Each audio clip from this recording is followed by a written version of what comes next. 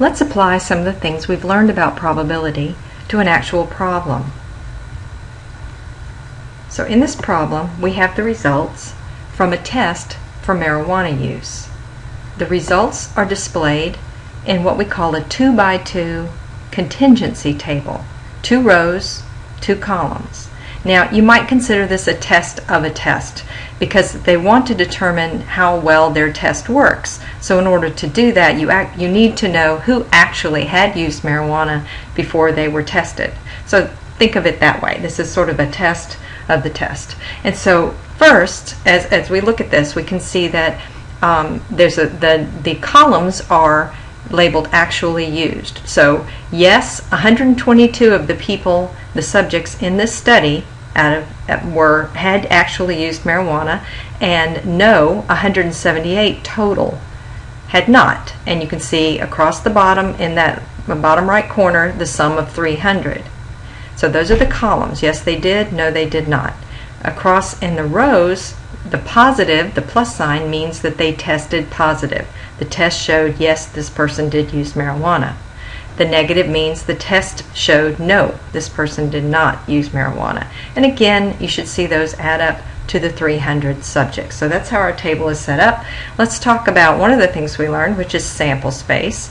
So the sample space is the set of all possible simple events. So the sample space for this test would be either someone did use, yes, and they tested positive, or they did use and they tested negative, or they did not use and they tested positive, or they did not use and they tested negative.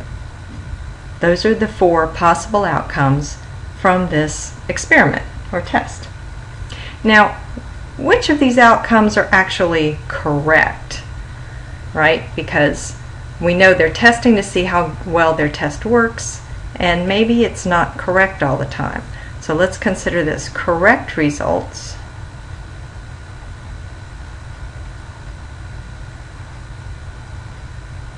of our 4 outcomes, well, it's correct if the person actually used and the test said they used. So a yes and a plus is a correct outcome. But there's another correct outcome here, and that is if the person did not use and the test said they did not use. And so that is no and negative. So those would be correct results for this test. What about incorrect results? Where the test is not perfect, and none are. Well, that would be the person used, but the test said no, they didn't use.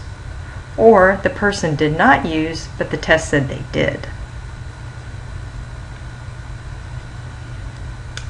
Okay, so now let's look at some probabilities that we can determine from this table.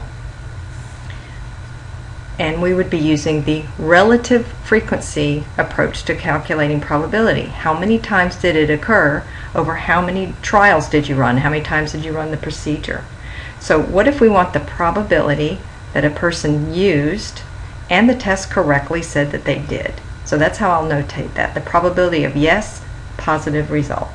Well, that would be the number of outcomes that fit that description. How many times did that happen? That happened 119 times. And how many times did we run the procedure? Well, we had 300 subjects, 300 times. So there as a fraction would be our answer. As a decimal rounded to 4 decimal places, you have to decide somewhere to stop. I'll go to 4. This is what we would have. Okay, how about the probability? The other one that was correct was the probability the person did not use and the test said no, they didn't use. They tested negative. So did not use and tested negative, well, that was true for 154 of the subjects out of the 300 subjects that were tested. This time we get 0.5133 rounded to 4. Now, we can use right probability as a decimal, and we often see it converted to a percentage. Of course, this would be 39.67% if we were considering percentages, 51.33%. I'm going to leave them here as decimals, but just keep that in mind that that's also a possible way to represent your probabilities. All right, now let's look at the incorrect results. Well, that's the probability the person did use, but for some reason the test determined that they did not. How many people was that? Yes, they did. Let's see, let me pull that down again. Yes, they did, but the test said they didn't. There were just 3 of those. 3 out of 300. So this is incorrect, and we get 0.0100. Okay, so again, very, very small probability that that happens, and that's a good thing since that's an incorrect result. And finally, the other incorrect result, we want the probability that the person did not use, but for some reason the test said they did. Okay, did not use, and the test said they did. There were 24 of those.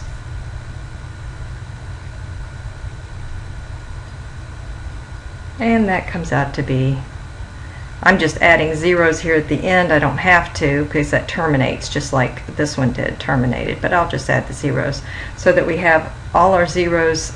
We can line up all our digits, and I can show you that the sum should be, except for a little bit of rounding maybe, 1 point, and mine does turn out to be 0.0000. If I had gotten 0.9999 or perhaps a 1 in this last place, that'd be okay too. It's probably just a rounding error. That's what that would be. So let's notice some things. These values are all, as we've learned, they have to be between 0 and 1, 1 inclusive. Of course, we don't have any zeros and we don't have any ones. Those are possible but not common.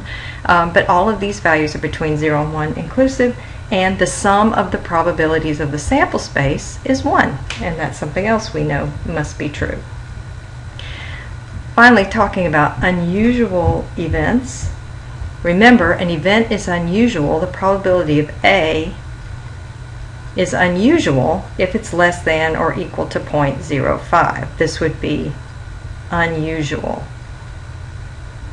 So let's consider our results. Do we have any unusual results? Well, certainly not in these correct results. 0.39, 0.51, that would not be unusual. But here, the probability that the person did use but tested negative was 0.01, which is less than 0.05, so we would say yes, that's unusual. The other incorrect answer, the probability that the person did not use but the test said they did, that came out to be 0.08, which is greater than 0.05. So in that case, we'd say that's not unusual. So as the administrator of the test, you would focus on this one because apparently this is happening at a less than unusual rate, and you would want to not have results where someone doesn't use but they tested positive.